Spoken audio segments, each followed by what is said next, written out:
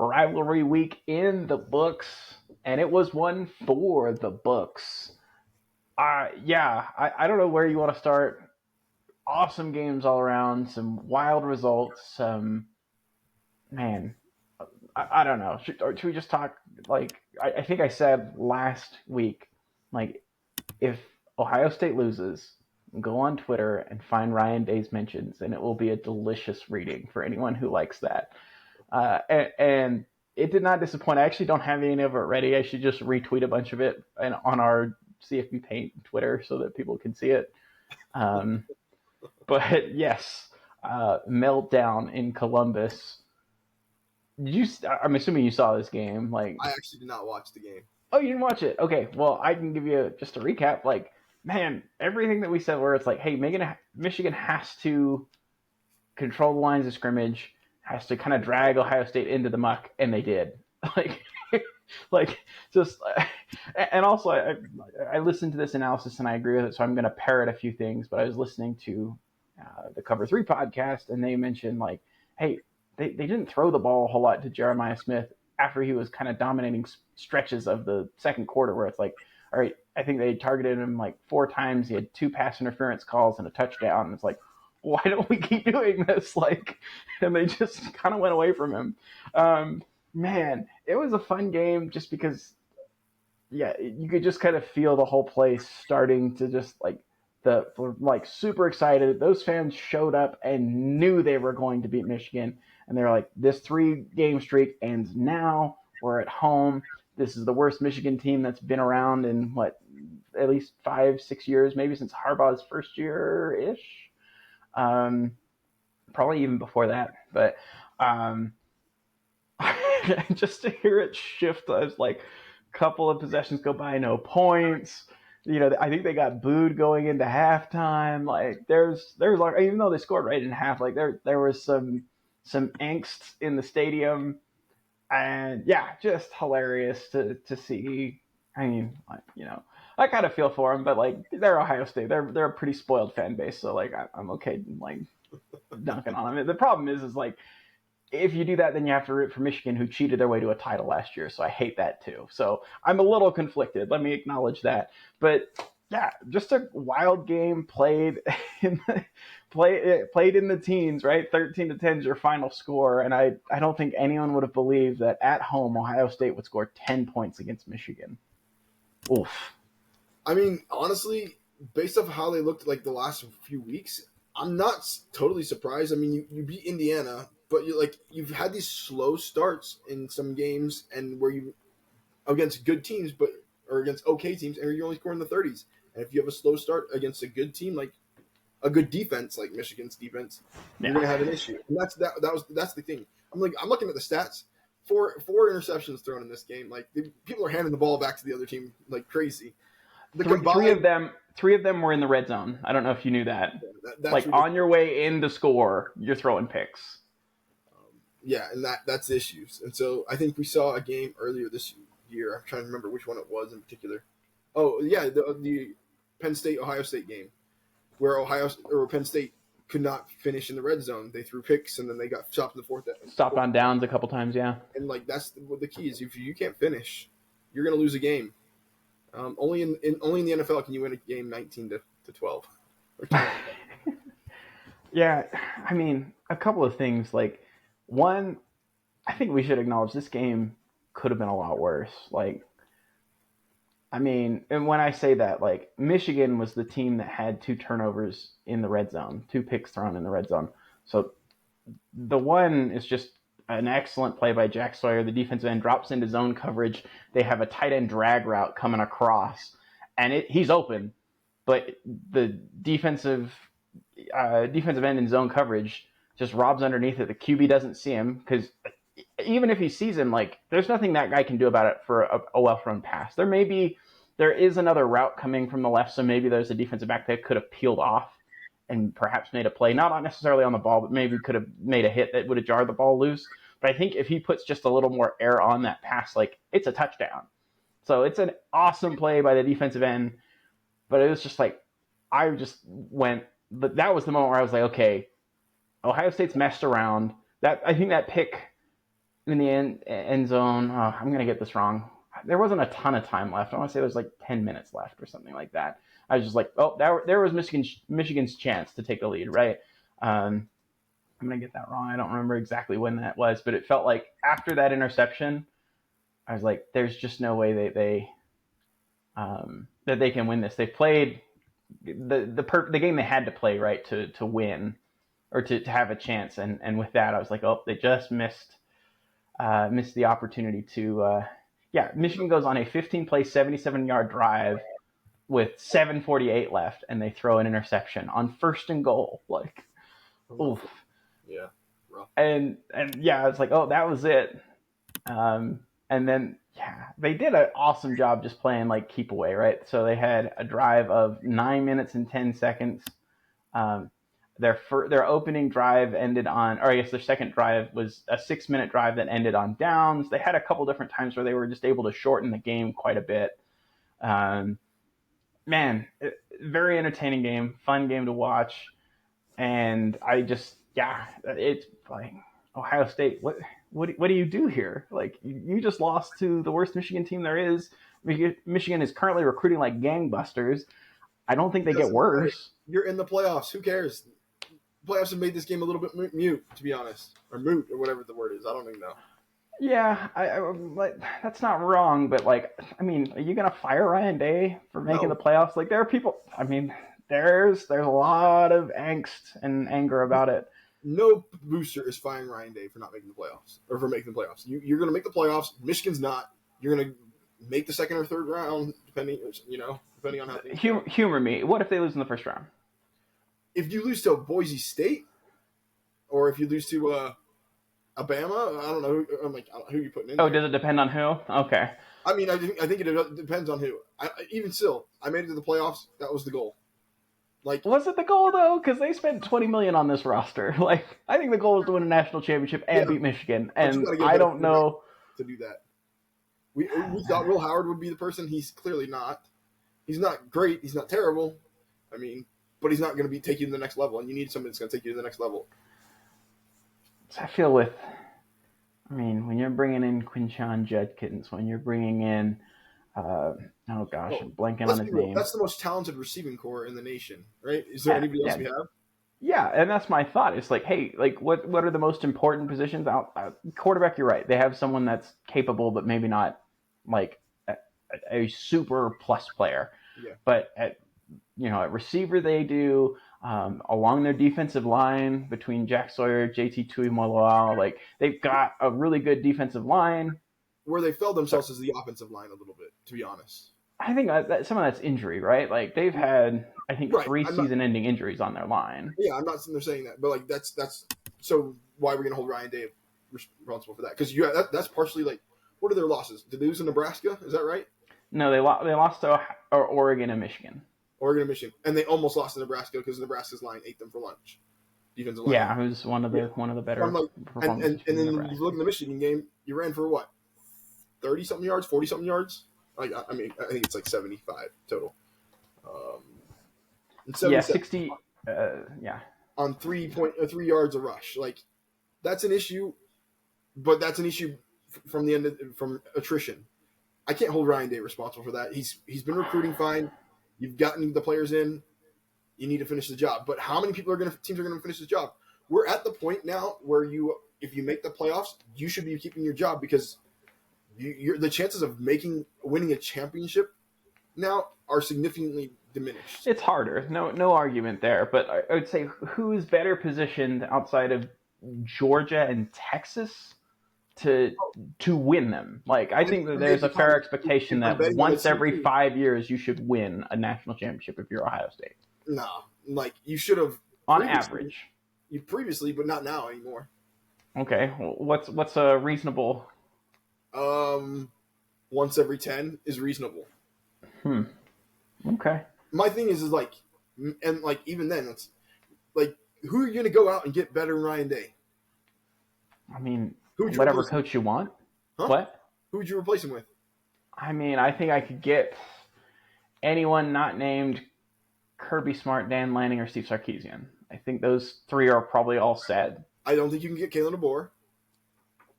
I don't know if you'd want Kalen DeBoer, but I'm saying he I offensive think you guru. could get him. I think you could get him. Yeah, I don't think so.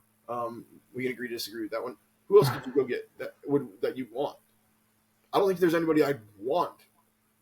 Like, I don't think Ryan Day's a great coach, but I don't think there's like I don't think there are a ton of great coaches. Like Sarkisian's probably good right now. Dan Lanning's probably at the top of my list right now. Kalen DeBoer's at the top of my list right now. Who are you gonna get, Steve? Like, name somebody you want. That's a fair point for this year. But I mean, that's a fair point. Like, I don't know who would be the hire that I'd be like, okay, definitely this guy. Kenny Dillingham. I mean, could you imagine? Look what he's doing right now with not those resources. Now he doesn't. He also doesn't have that schedule. But come on, 9 of those games on Ohio State's schedule are all reasonable. Like, are all things that he would be able to navigate without any problems. He'd be putting up 37 points a game to 34 points a game. Yes. And honestly, he might be ready to recruit. That might be the person you go get. Like, I mean, it's 1 year of a turnaround for him. I want to see it sustained for another year, but yes, he'll be a very hot name next cycle if they keep it up. If they win nine plus games at Arizona State, he'll be because he'll be a hot name. So he'll be hard to pry. You're not wrong. I mean, I wouldn't go get Dabo. I wouldn't go get Napier. I wouldn't go get Mario Cristobal. I wouldn't get there's nobody else I'd go get over Ryan. I'm sorry, I prefer Ryan Day over Sharon Moore, to be frank. I don't know. Sharon Moore's 2-0 against him right now. But I mean, could you? What could you do with Kurt Signetti?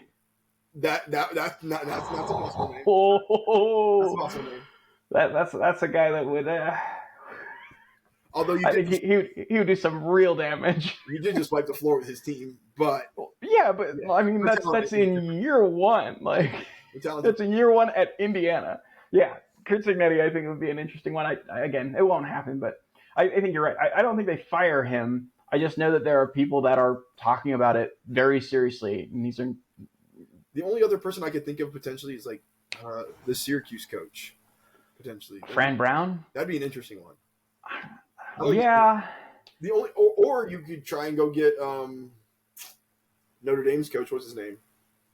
Oh, Marcus Freeman. Yeah, he's an Ohio State alum, and he especially if he puts it together this year. Yeah. All right, I hear you on that one. And then it's like, hey, you don't have the same academic restrictions at Notre Dame that you do, or at Ohio State that you do at Notre Dame. Come here, come home. Interesting. That would be one. I could see that would probably be the only place I think he'd go. Yeah, that he'd leave Notre Dame for. Notre Dame.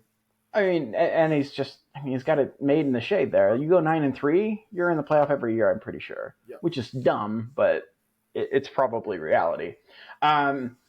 I think you sent something along the lines of the flag planting. We should talk about this just because everyone else is talking about it. I feel like you and I maybe have slightly different opinions here, but go ahead, lay it on me. I just think it's funny. This all started with Baker Mayfield and Ohio State, which are not rivals. I feel like. Right. Yeah. I think that was the OG flag planting. That's what it feels like. The OG flag planting, and they actually interviewed him this week and said, "Hey, what do you feel about this?" And he said, "Let the kids play." Here's my thing. If you don't want people to plant their flag on your stadium, beat them. So first off, stop crying about it. But second off, I definitely understand you fighting back, okay? Because I'd be a little butthurt too. But if you want to really stop that, beat them, make it an issue. I love the back and forth that we've seen from some of the teams and some of the conversations, especially like the Florida fans, because Florida was all mad that Florida State took a little bit of grass of their field last year. And now they're like, "Oh, why are you being mad? We put a flag in your field. Come on!"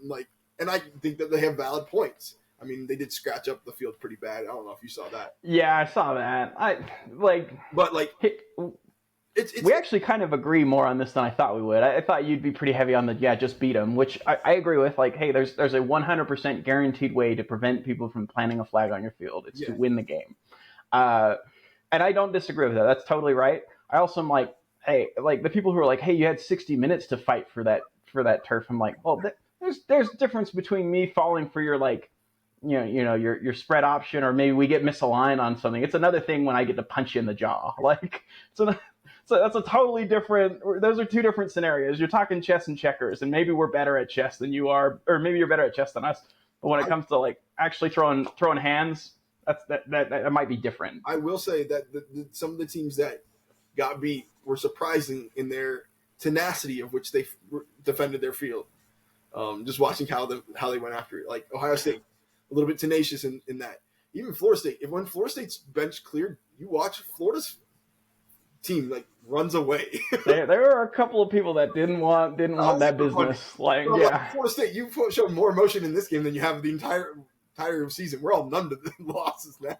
Yeah, and so like that's kind of where I land on it. It's like, hey, look, you're totally free to go plant that flag, but doing that comes with consequences. The consequences is some people might not take too kindly for it. So yeah, I don't have a problem with any of it. Like, I think you're a little bit like, I think it's a little bit like, hey, if you don't want it to happen, beat them. You don't have to worry about it. Like, that's the big thing. You can't claim like, oh, don't disrespect my turf. Don't blah, blah, blah. No, sorry. You lost the game, so I have a chance to disrespect your turf. I don't think there should be vandalism, but a chance to like celebrate my win as a team. And great. Well, how you celebrate it is different. Like, you know, that to me is like one of those things where I, as a player, if my team lost that, I'm probably out there going, we're gonna have to go settle this. No, I guarantee you, I think I'd be in the same boat. But I think the real thing comes down to winning. Because yeah, I mean, you could say like, oh, they're sore losers. Well, you're also being a sore winner, so I'm gonna pop you in the mouth. Like, I have no problem with any of it. It's just like, hey, you run the risk of us going out there and running you off the field. And if it gets a little hectic and people get hurt, hey, I don't control your team, keep them off the center of our field, and we won't have a problem. Yeah, so I kind of open it up to everyone. Like I think it's all fine. I think it's all fair. But maybe there needs to be a little bit more police/security on. I mean, on the field for rivalry games. Got maced, so yeah, yikes. And maybe that's an idea of how to handle it. Just throw a line in there. I think it's funny that I was like, oh, we haven't seen the passion, we haven't seen the fights that we've seen in rivalries, and then all of a sudden it breaks out like crazy. Well, yeah, I think it kind of went away for a couple of years. Like, you said, like Baker Mayfield planting that flag was like a couple of years ago. I remember, what was it, 2021 when FSU lost to Jacksonville State, and Jacksonville State was an FCS team, and they planted a flag, and like we heard about it, but I don't feel like last year there wasn't any of this. Yeah. This didn't really happen. Maybe the year before that didn't really happen.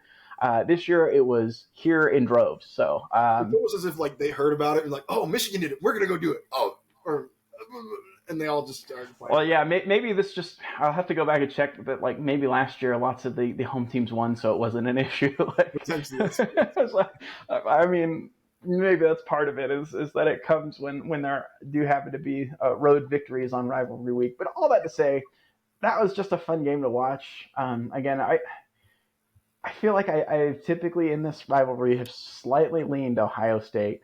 With Michigan's cheating scandal, I've leaned even more Ohio State. But I don't like Ohio State. So I've always leaned Michigan in this rivalry until, to be frank, my in-laws. And like I don't. Are you gonna get in trouble? In-law, his sons are sometimes people that I have to deal with, and so I root against Michigan for that reason, and then I'll root against them for the cheating scandal, which I think is, I mean, everybody cheats. You just got caught. I mean, I don't think everybody does what they were doing. I don't think everybody does it to their extent either. But mean, and I like, here's where the thing is, like, you're giving him props for recruiting. I'm like, Barstool is buying people. Like, that's what's happening. Well, that's the game now. Like, that to me is like, hey, the game's changed. Like, good, you're rallying your alumni into doing that. Recruiting. Yeah, you could say they're buying them. That's fine. But I'm saying they're invested in that level. That's all I'm saying. It's like they're not going away. They're going to get better than they were this year. They might get better than this year, but so is Ohio State's just going to be just as good, right? I don't know. Think they'll be just as good next year? Who do they lose? Judkins? That entire defensive line. Yeah. Emeka Egbuka. Yeah, a couple of players on the offensive line. This was their year. Like I'm telling you, they're going to take a step back unless they really pony up. And it would be a very hard sell for me as a booster or a donor to say like, oh, I'm going to do that again. We gave $20 million last year and we lost 2 games in the regular season. So I might just keep my powder dry and wait for a time that we feel like we really have something brewing, and maybe it's with a different head coach. Yeah, I think that they still make the playoffs next year, so I don't think it's an issue. And depending on how they do this year, like in the actual championship games, we'll see if they invest in how many people will transfer. I think this transfer market is going to be like last year. I didn't feel like there was like super amazing names in the transfer market. I feel like there was like a few like, oh, that's a good player. That's a good player. I mean, you had like Quayshawn Judkins. You had the receiver that came from Georgia over to Texas. You had a receiver come from Alabama to Texas. But I'm trying to think of there wasn't any major quarterbacks or any up and coming. Yeah, the quarterback market was a little bit softer. Cam Ward was, I think, a pretty big. Yeah, I was going to say he's the second leading QB in terms of touchdowns this year. But so then like if you go anywhere, like the next tier down was who? Yeah, Will Howard. Yeah. we just said, and Kyle McCord, the guy who they kicked to the maybe kicked the curb. like or maybe FSU's. Yeah. Whoever. Nope, not him. Talent wise, he wasn't there. Anyways, that being said, I'm just saying like I think this year you had a lot of good talent on lesser teams because those teams have been able to buy talent as well, and so you're going to keep guys, yeah, higher levels potentially. Mm-hmm. So I think it'll be fun and interesting to see who goes. Yeah, I want to go on record. I think Ohio State's worse next year. I think I don't know what their schedule is like. I think that this year's team would beat next year's team, barring something unforeseen, right? Unless they really load up on transfers. Do you see them not being 10-2? Again, it depends on the record. It depends on the record. They have to go on the road at Michigan. Right now, I don't have any faith that they'll beat Michigan. So there's one loss. Do they play Oregon again? Because I have more faith in Oregon. I'm pulling up the schedule right now. I'm sure they probably play Southern Cal next year, which again is not a great team, but they'll have a shot. So I'd need to see the schedule. I don't know if it's available. Yeah, I'm pulling it up right now. Let's see what we got. We're 20 minutes in, and we've only covered one game of Rivalry Week. I love it. They start with Texas next year. Oh, and that's on the road, huh? Never mind. Is it on the road? No, that's. Oh, it's in the Horseshoe. Okay. Ohio State, I still think Texas is probably going to win that game. Oh man, that takes me back to the last time that they played, where you had, I guess not the last time. The last time they had that series, the first of those being, 2005, 2006, when Vince Young was the QB of Texas. I think it was their national championship year. They went into the Horseshoe and won. Really close game. That was a fun one to watch. It was before Troy Smith had won the QB job outright. Him and I can't remember who the other quarterback was, but looking at this, if this is right, what I'm saying, it's other than that, you don't have an overly tough. Like you have two hard teams, and then you should win at rest. You play Washington, Purdue, UCLA, Wisconsin, Rutgers, Penn State, Minnesota, Michigan, Illinois, Ohio, and Grambling State. Where's the Penn State game? Is it on the road? No, it's home, huh? Penn It should be home. Michigan's on the road. Okay, all right, but still, I don't. At Washington, but then UCLA. That's a far travel. I still need to see what Washington does. Give Jed Fish another year before I really think that they're really formidable. But I'm bullish on what they're going to do. Yeah, you're more bullish on Jed Fish than I am. I think Jed Fish was like a good Arizona team in the Pac-12. Like that's what I expected them to be. I don't think he'll be a good Big Ten team. I think he'll be an average Big Ten team. I think he'll be fine. I think 8 wins is your max. No. Take note. I mean, he beat the Michigan team that just beat Ohio State. Give him some time. To me, the big what if for Washington was like, what if all of the first round picks that were on Arizona's team had actually followed him? Like, what if Takario Davis was there with Ephesians Prysock in the defensive secondary? What if T-Mac went with him too? Yep. What if the quarterback? I agree. Yeah. So I think that they had a chance to be even better. I just anyway. It is what it is. That team got decimated last year, and it's going to take a minute to build it back up. All that to say, it was just What an opener to rivalry week. I guess we didn't even talk Georgia Tech, Georgia. We should do that. Did you see that game? Yeah, don't get me started on it. Pulling for Georgia Tech like the entire nation was outside of Of course. And the half the fact that state of we didn't run Georgia. the ball in the overtimes, I don't get that. Haynes King came back to run the ball. Even if you're running with Haynes King, run the ball. Yeah. My biggest beef was like I thought it was a clear targeting on the third down, almost conversion that ends up being a fumble with like a minute 50 left that gives Georgia a chance to score and tie the game. Yeah. That seemed super obvious to me. Like, what? I don't recall feeling like that it was a targeting for some reason, but I can't remember. Well, I mean, so I think the one sort of like comment to say that it wasn't targeting is like he doesn't get special protection because he's a runner, which is true. Like that, no argument there. But if you use the crown of your helmet, it doesn't matter. And he uses the crown of a helmet and hits him right in the chin. Like, okay, like we're done here. Like that's open and shut. Like the guy hit him with the very top of his head. Like, yeah, that was I thought was pretty open and shut. The fourth down pass interference, fourth and goal pass interference that extended the UGA drive. Was it tipped by two people? I don't know. It looked like it was hit by two people. It looked like it got hit at the line and by the linebacker, and they didn't even look at it. Yeah, which is crazy to me. Like, you got to look at that one. That's like the most high leverage situation ever. Can you review a pass? You can review if it's tipped, because the tip then allows pass interference, right? Like it's not, you're not reviewing the pass interference call. You're reviewing whether or not the ball was tipped, and therefore there cannot be a pass interference call. I mean, I thought it was a bad pass interference call to start with. Like he's on him, but it's pretty light. Like there's some contact. It didn't seem especially egregious to me, but to me, it's like if the ball's tipped, this whole discussion goes away, right? Like and Georgia Tech was adamant that they tipped that ball. Yeah.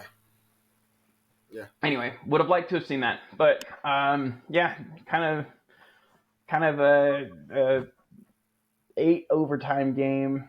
I feel like reinforces my like you go for two if you are in the second, if you get defense to start the opening overtime with the current rules, it makes a whole lot of sense to say, hey, next overtime, if I score a touchdown, I have to go for two, and if I don't and we go to a third, now I'm only going for two. Mm-hmm. So why don't I use my best play, the one that we've repped the most, that we feel the most comfortable with, in a chance where they have no chance to respond to it. If we get it, game's over, we win. Like.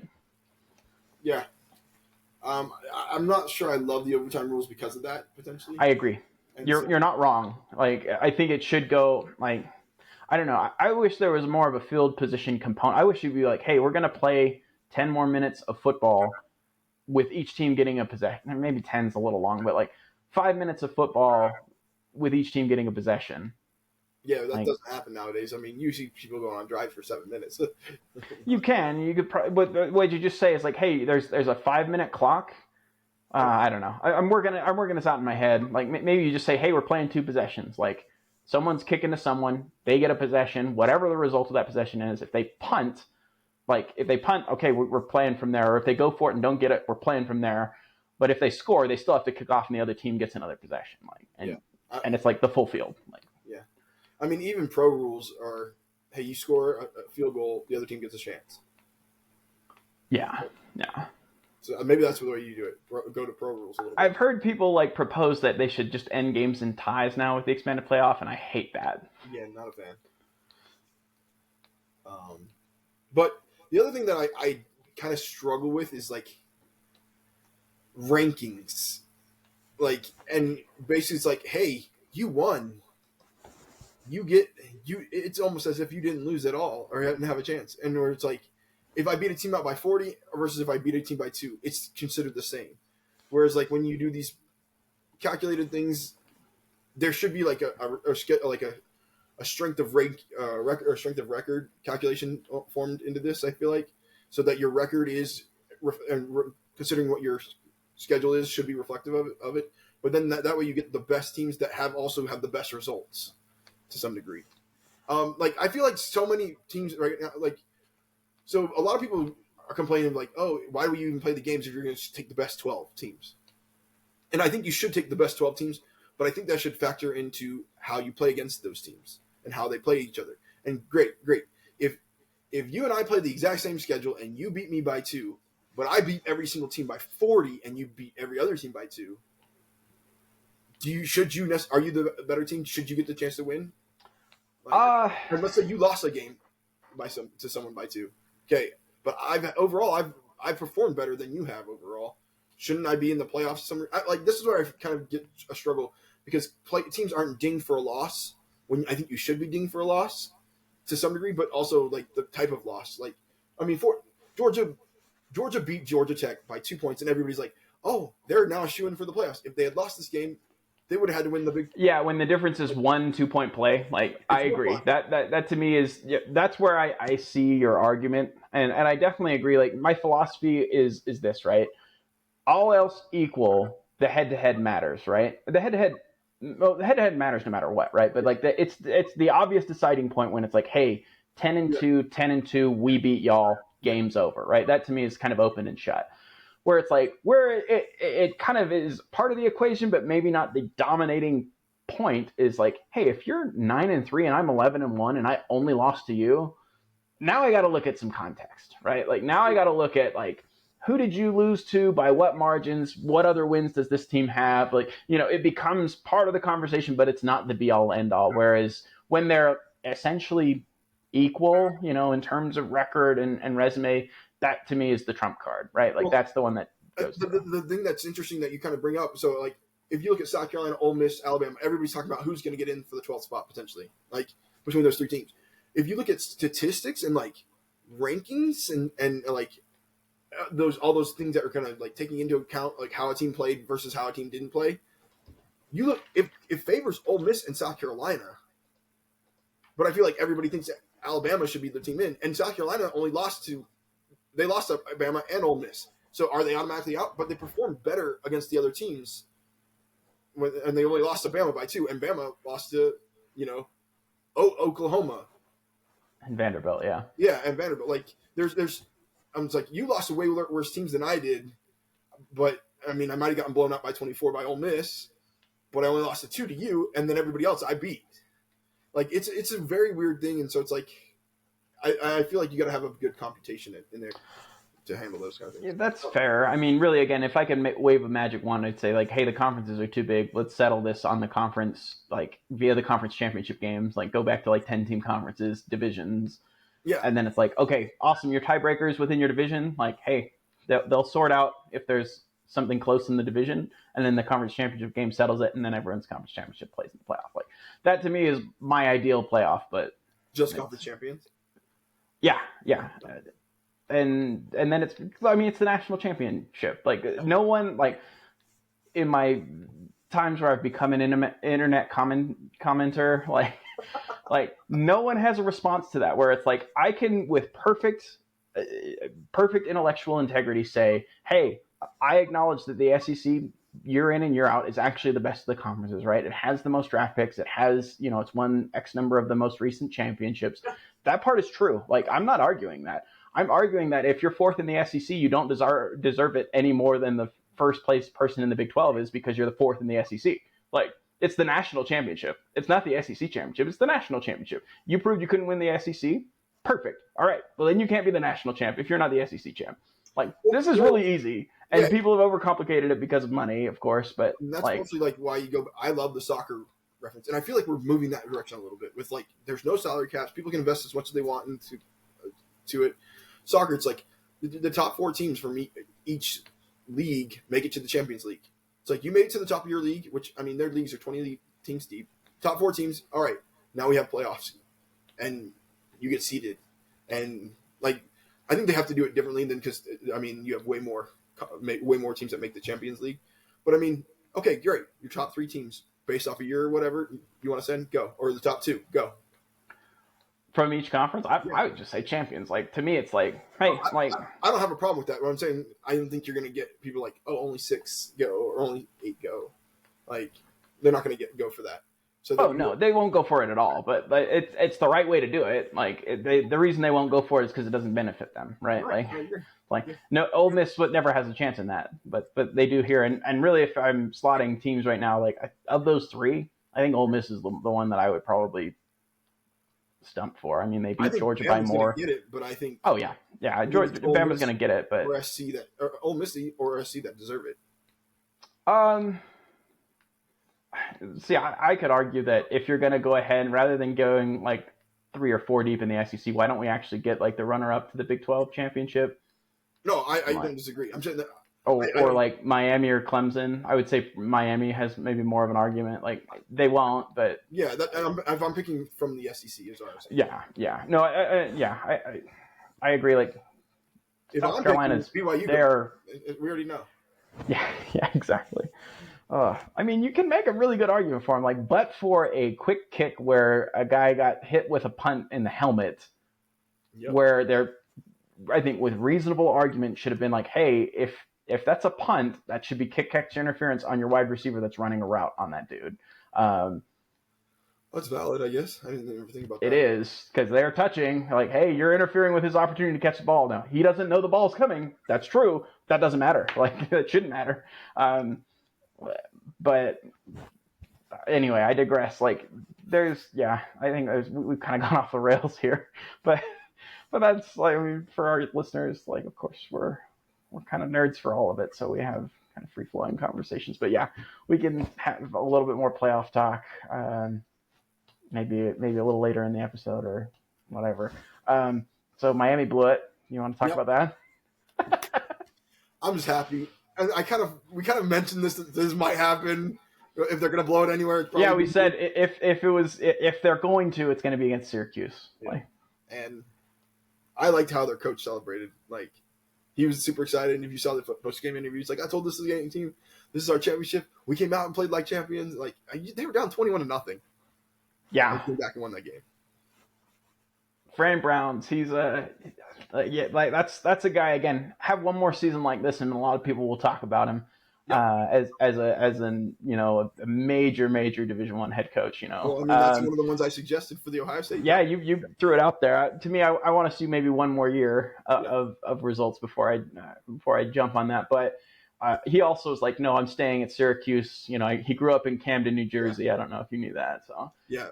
So we'll see how. There was Rhett Latchley as well. Oh yeah, yeah. But SMU, I think they won't lose on price. Like there was an interesting comment that got made. I can't even remember who it was. I want to say it was like Tulane's coach or somebody. It was like John Sumrall. I'm not going to remember who it was. Okay. He's like, who's potentially going to win the ACC? Oh, an AAC team? Okay. Who's going to win the Big 12 potentially? Oh, a Pac-12 team? Oh, who's going to win the Big 10? Oh, potentially a Pac-12 team?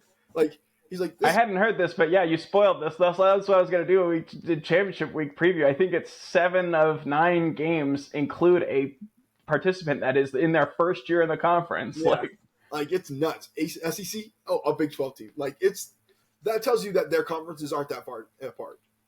Even though they like to pretend they are, they are. Yeah, I mean, the biggest, I mean, it's now a decade plus old, but like when A&M, Missouri, and who else? Was it just the two of them that went over to? Yeah, because A&M goes, that's right, because A&M goes, it's Johnny Manziel's year, and they have like a 10-2 year. They beat Bama. And then Missouri is in the conference championship game the first year that they're in the SEC. We're like, okay, these guys sucked in the Big 12 for a very long time and come over here and it's just fine. Like, okay, this is not – there may be a slight difference in competition. It's not a major chasm between them. And we've seen that this year clearly because teams are getting beaten by anybody. I mean, Vanderbilt's smoking some teams. And then losing to Georgia Southern. Then yeah, exactly. Georgia State. I'm always going to get those two mixed up. But yeah.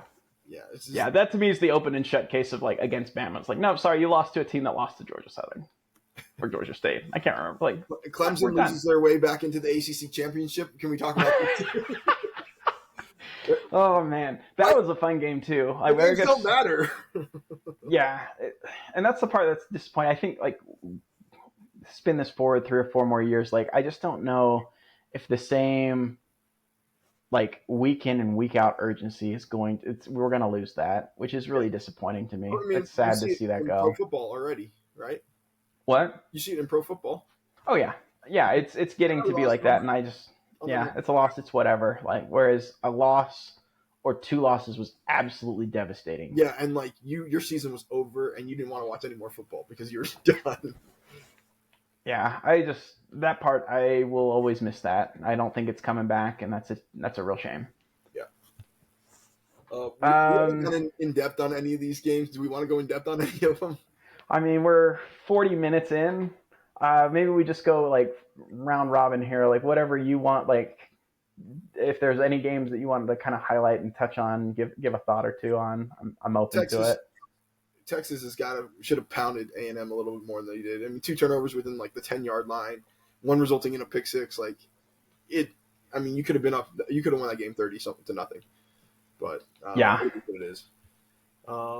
Penn I think State. that they once they got up and realized that Texas A&M couldn't move the ball, they're like, okay, we're gonna try and be extra conservative. We don't want to let them back in the game. Yeah. Penn State. Like Mike Loxley got frustrated with the Penn State for scoring late. I don't know if you saw that. And No. Penn State's coach goes, "It's my job to put the threes and the fours in." Oh, I and saw that. I saw they're that allowed to clip. play Keep going, football. yeah. And that's a 100% how I believe. Like there's 60 minutes for the game. You can't get mad at me for playing all 60 minutes. It's like the NBA. Like people get mad at you and like you're up 25 and someone goes and dunks the ball. They're like, "Oh man!" I'm like, "There's 48 minutes. Like you play all 48. That's how it is." So Yeah, and to me, it's just like, hey, look, the people that we're putting in when I put in my backups and my backups, like I just like, yeah, there's nothing that makes me like more pissed. Okay, that's not true. That's hyperbole. There are things that definitely get me more pissed, but like I feel bad for like in the NCAA tournament when you've got like a 1 versus 16 and it's like a 40-point game, and then all the walk-ons and like all the bench players from like the top ranked team get to go in, but all they do is dribble out the clock. Like yeah, that seems like crap. Like, no, go play ball. Like, go I run don't our have to be offense. a Like, quarterback and do hit it the on this ball stage. on the rhythm. You get that opportunity. You've been busting your butt. We're a really good team. We earned this. You guys go play ball. Like, Yep. and so I'm right there with you on that. I did see that quote. I didn't see anything other than his thing, and I was like, yep, no arguments here. I have no notes. Go. I love it, James Franklin. Yeah, I'm the same way. Like, let them play. They worked hard all season to play. Let them throw the ball. 100%. SMU takes care of business. Indiana puts a statement out there, I think. I mean, Yeah, it was a little palate cleanser for the Hoosiers after the Ohio State game. You want to talk to Clemson South Carolina game real quick? We can talk about. Oh my gosh, yeah, love that game. Like Lenore Sellers he's fun to watch. I think, yeah, they've got like I think we've said this a few times, so I'm going to be like a broken record here, but just they got some young talent. Let's see if they can keep it together. But if they can, South Carolina, I'm pretty bullish on for next year. I love that Lenore Sellers looks like he should be running an investment firm. Like his look with his glasses and his big smile. With the glass, yeah, I think he looks like he should be running a tech startup. Just like yeah, he should be schmoozing people, and he is so athletic and so fun to watch. It's great. So he's a tank, man. He's awesome. Yeah, Clemson throwing a pick on like the 13-yard line or something like that. Brutal. It looked like they were going to go score. Honestly, I felt like Clemson had opportunities earlier in that game to really put a little bit more distance between them. Like I was kind of nervous isn't the right word. Nervous for Clemson, right? I was like, hey, I feel like to this point in the game, they really have I think outplayed South Carolina for good stretches of that game, but didn't have points to show for it. And so that's kind of just what happened. That one's going to be sure. South Carolina had more yardage than Clemson and more turnovers and still came out with the win in the end. Yeah. I would have guessed okay. that they had more yardage, but I would have like the more turnovers thing too. So yeah, and I just like that was more kind of what I was driving at. It was like Clemson had opportunities from that just didn't materialize into points. And that one's like, again, I don't know how long Dabo is for college football. Like maybe another year or two. I don't think he's here long term. I don't. If he But can't all that to change, say, I don't know what they do. yeah, like Billy Bean says in Moneyball, adapt or die. And but to this point, like again, Shane Beamer isn't. I don't think he's a crazy awesome X's and O's guy. Maybe outside, maybe the special teams, that maybe he's part of that brain trust. But he's an awesome motivator and an excellent recruiter, and he's Dabo, but 20 years younger. Do I Probably not fire 20 years younger. and go Well, get Shane because I can pay him more? Oh my gosh! Oh my gosh! How Bring that awesome! to Like Carolina. I don't think he'd do it, but like that would be the ultimate like you're our little brother statement. Like Well, 100%. And honestly, money wise, Clemson could do it potentially, but yeah, I think so. going down the list of other games. Notre Dame handled business. We didn't talk about that one, but whatever. I didn't see much of that one. I just kind of saw like, okay, Notre Dame's out in front by a couple of scores. Like I know it was like tied at halftime, but that game yeah, was I didn't see closer much than of it that. appeared. It was 35-28, and then like, USC throws. It's like a 96-yard pick six and then a 100-yard pick six in like the last 2 minutes. Well, let me pull that out open. But like, so that game really ends up looking closer than it, or ends up looking like a bigger win than it was. But it was just kind of funny. Let me see play by play real quick. Pull that open. All right, so yeah, with 3 minutes and 39 seconds left, they throw a 99-yard pick six. They're down 42-28. Or sorry, they're down 35-28, and they throw a pick six. So they're going in to tie it. They're going in to tie it. Then they go down the field again. They're on the 21. It's a longer pass, but they're on their way. And then then they go down the field again, and they're on the 13-yard line. It's 4th and 6, and they throw it in the end zone. It gets picked up and returned for a touchdown. And then they go down again in 5 plays and score. Like they were moving the ball, they just could not finish on those 2 drives. Oh, crazy! If they had been able to finish, it would have been interesting. But Notre Dame was able to hold it on and win the game, handle business there. What other games do we want to talk about? I mean, we're talking about fights? Why did a fight break out in the BYU Houston game? Come on, like those aren't rivals either. Like I don't know. Yeah, I think that was just some frustration. Houston's had a rough year, and again had chances. Like BYU left the door open, and they just couldn't finish it. But good on the Cougs. 10-win season after a 4.5 win total, like set by odds makers. So. Yeah, but it's kind of weird that it leaves you with a bitter taste in your mouth because you could have. You're so close. Like you could argue, like, hey man, you're like a total of like 7 yards away from a 12-0 season. Oh yeah. With a Hail Mary that fell short at Arizona State, 2 yards shy of it, and then you were like 7 yards shy on that of the end zone. You're 2 yards shy of a first down against Kansas. Yeah. Like you're really close. I mean, you could also play the devil's advocate where it's like, hey, we had to score with 30 seconds left to beat Oklahoma State, and you also got the holding call that extended the game against Utah. So it goes both ways, right? But I'm just saying, like for fans, they're going to conveniently ignore those ones and focus on those 2 or 3 plays. Great season for BYU, but you're right. Like kind of the circumstances of going 10-2 left you wanting more. Yeah, Arizona State puts up a we mean business score against Arizona. Yeah, I think they're trying to say like, hey, we should be an at-large for the playoff with that one. Like if they somehow lose to Iowa State, and I say somehow like Iowa State's got no chance. It's like a 2.5 point spread, so it'll be a close game, or at least Vegas is expecting a close game.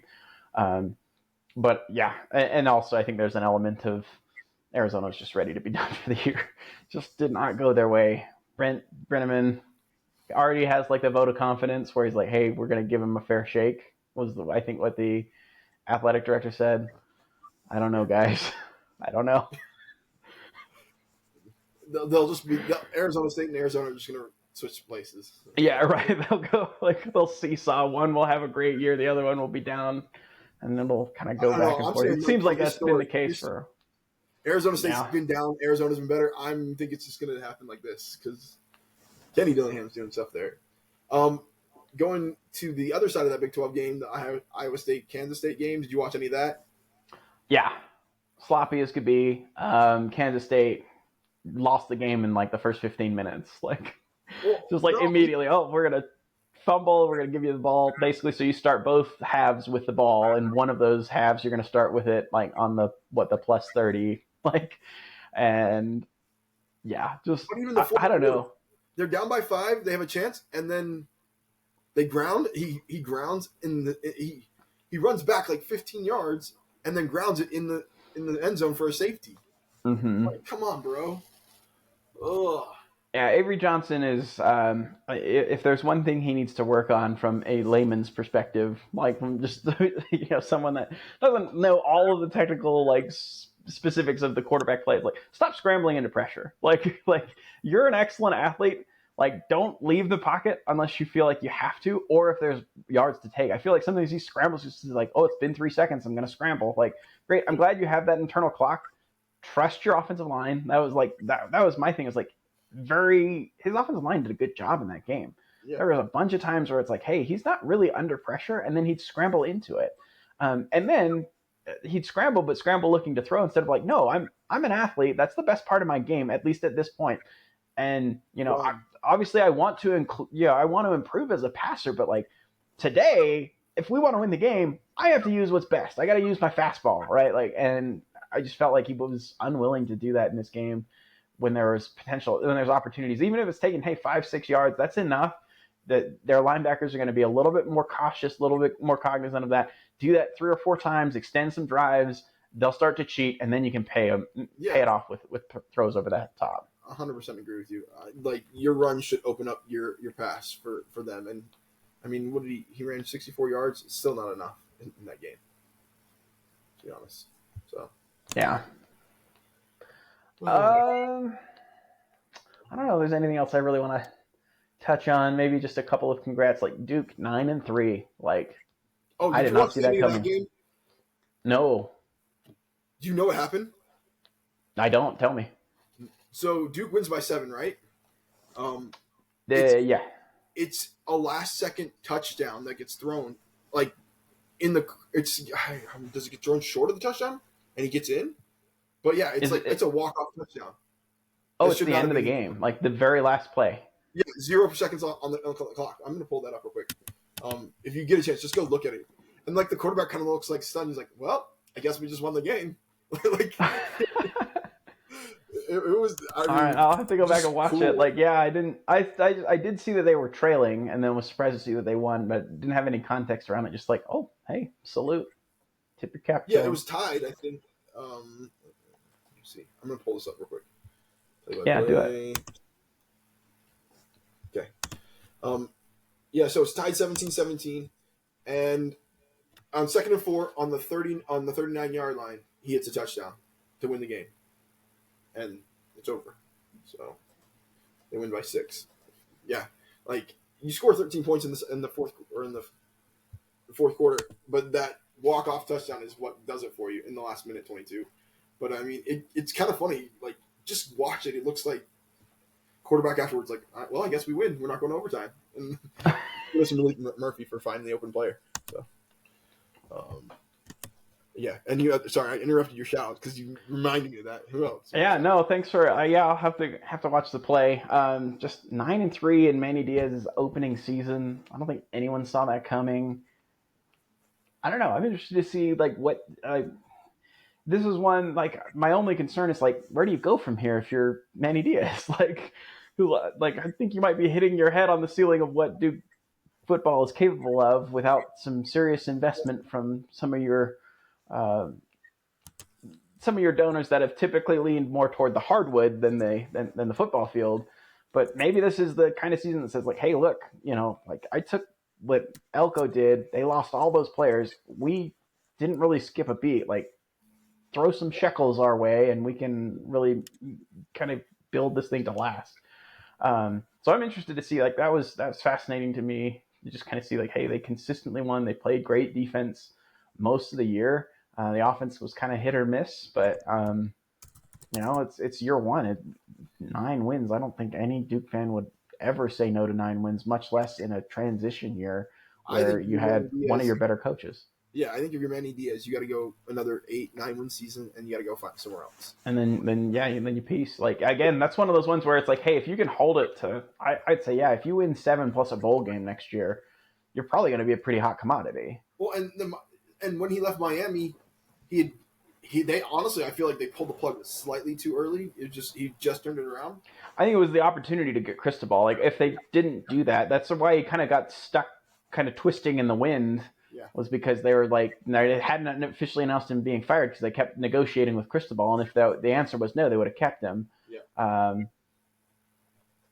Yeah, I thought that they were kind of on their way to something with him there, and then obviously Cristobal is definitely a change in culture, and you see like a couple of seasons to adjust, and now Miami's doing what I thought they were going to do if Manny Diaz had stayed. Like, yeah, frank, yeah. 10-2, I thought was probably where they were going in 2022. Yeah, that would have been his first year there, or that following year. Also, have you noticed that Manny Diaz is like, after the Florida State game, he's like, you see where these teams are going. One team's going up and one team's going down, and he's promptly lost 2 out of 3 last games. 2 of the 3 last, and now everything shifted toward Florida in the state, toward UF. Yes, that part's fascinating, and I think Napier will have a big time response to that when they go visit Coral Gables to open next season. Yeah, that will be. I feel like it was a shot at Florida State and a little bit at Florida, but it was both. It was without a doubt, it was both. Like, I definitely agree that was yeah, he took aim at FSU, but I think I think Florida was like, yeah, he did say that.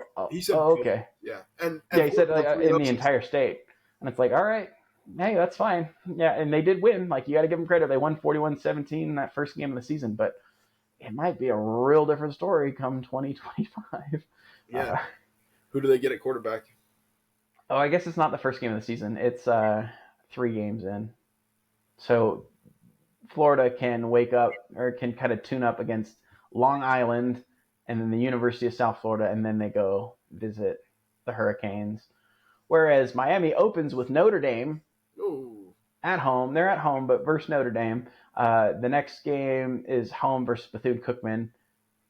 Oh, what? They both play South Florida in the middle of there. So they play on the 20th. I guess Florida's got a bye week in there, too. Do they have a bye week right in front of it? They do. So they have an extra week to prep for Miami, too. Are you telling me, though, we get another version of Catholics and criminals? I'm excited for that. Oh, yeah. Like Catholics and convicts, yeah. Convicts or whatever it is, yeah. Yeah. So to open next year, August 30th, or Friday. Oh, hold on. Sorry, I got it mixed up. 25. Yeah, August 30th. Saturday, August 30th. Notre Dame, Miami to open the year. That'll be a good one. I don't have anything else from Rivalry Week, I don't think. If there's other questions from I'll bring up our listeners. We talked about the record that the SEC would have against the ACC. 3-1 they went in that rivalry weekend, right? Clemson lost, Georgia Tech lost, Louisville won, and then Florida State lost. I'm just surprised that it was as close to Georgia Tech. Like, the teams I would have picked were not Georgia Tech and Louisville to have. Yeah, I mean, to me, the thing there is they were 3-1, and wins obviously are the ultimate thing, but it's not again, like I said, they're better. I'm totally fine to say that, but all right, Clemson was definitely going to put that game into overtime and potentially scoring to win the game. And then the other one was an 8 overtime game. So it's not like there's miles apart, right? And you could say oh, well, our 4th best team, or 5th best team in South Carolina beat potentially your ACC championship in Clemson. Yeah, great. The shoe is also basically on the other foot with the Georgia Tech game. So but I agree. 3-1, I think that put them on the season. I think they already had a winning record against the ACC. So it extends that even more. I need to look and go. I haven't looked at conference records for the year, but I can do that real quick. if you want to. Like, we don't have to do it now. We can that could be off-season content and discussion for another day, unless you're like, no, let's do it. Yeah, I'm like, no. We are, an hour deep. So if you're with us still, we appreciate it. Maybe I shouldn't do it then. Yeah, that's fine. If they listen on 2x speed, they were only 30 minutes in. Let's see if I can find it real quick. Interconference record 24-25. Is that football? It's coming up. I don't think that was coming up. Let's not worry about it. Yeah, it's hot. All right, I'll do the homework. We'll talk through it next week. That'll be fine. Yeah, I didn't have anything else from Rivalry Week.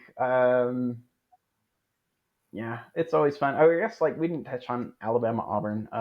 Auburn's not very good. Alabama's okay. So that's basically all I had there. Is Milroe going to show up or is he not? That's the question. Yeah. How do you feel about Hugh Freeze at Auburn? They still are looking at recruiting. Okay, so I'm giving. They're recruiting well. Is he gonna get a year 4? I think he's got to win 9 or 10 games. What? Oh, you're going the year after next. So next year and then the year after. Does he get the year after next? He's back for this next year. I'm not sure he is, but I'm telling you, I'm gonna go on record now. Whoever the coach is in 2025 at Auburn, if he keeps the roster together, is gonna be loaded. They're poised to make a run that year. The question is, can they win enough either so that Hugh Freeze keeps his job and therefore keeps the roster together, or if they move on from Freeze, are they able to keep the roster together? Because I think we're going to look back in 5 years and be like, man, there's a ton of NFL talent on Auburn's team. Yeah, I think an 8-win team with a win against Alabama keeps Hugh Freeze there. Yeah, I would agree. And you get Bama at home next year, so you get that. He's played them close there. I guess he's played them closer the one time he's played there. But they have played Auburn as a program has played Bama close. I think the last 3 times at home, including a win. A win 5 years ago, I think. So I'm saying the most it's the furthest in the past that I was including in that group. Yeah, don't worry. Ohio State feels that same way. They won. Yeah. Oh, okay. All right. Championship week. Let's do it. It's not a shorter week. It's a less filled week is the better way of saying that. Should we end this and just do another short episode? All right. Yeah, let's do it. Okay. All right.